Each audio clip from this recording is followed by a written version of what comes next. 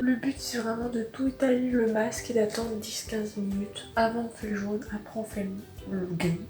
Et aussi de se faire un masque sur les cheveux à base de ricin. Et après la douche. Bon, j'ai conscience que je fais peur par la fin quand c'est sec, ça ressemble à ça. Et c'est, vous pouvez l'entendre, granuleux, pas collant, lisse. Et il faut vite le laver avant que ça devienne absolument impraticable. Je risque peut-être d'en répéter certains. Mais des fois j'aime trop essayer de le faire à la main, genre en décollant. Façon, vous savez les vidéos avec les asiatiques qui décollent leur fond de teint et tout. Ça m'éclate.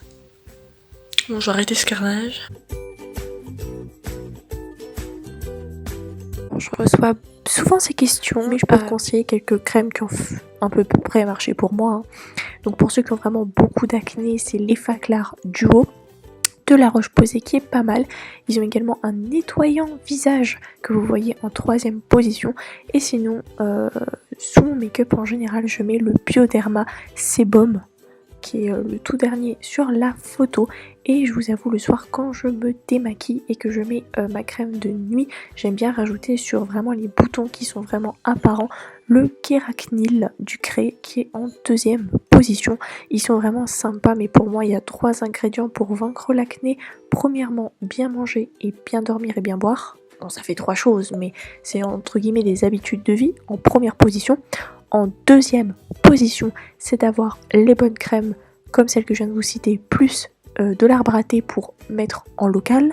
Et 3e, c'est vraiment laisser le temps faire. Si vous êtes en pleine puberté, forcément vous allez avoir des boutons, c'est logique, et vers 19-20 ans ça va plus ou moins s'atténuer. J'y suis, il y a également chez Avène une très très bonne gamme. Donc à gauche tu peux voir le Triacnéal Expert, c'est une émulsion, un soin, c'est un petit peu comme un savon, mais genre quand tu viens d'enlever ton démaquillant par exemple, ou le matin avant de mettre ta crème hydratante, ton toner, tout ça.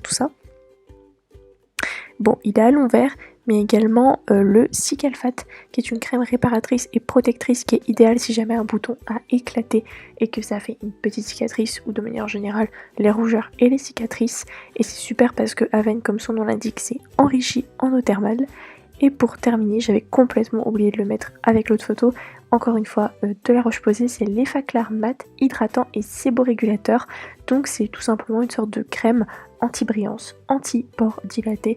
Et moi je me rappelle que quand j'avais beaucoup d'acné, ça me permettait en fait de déstresser quand j'avais pas de base adéquate par rapport au maquillage. Et en plus il y a une super bonne composition.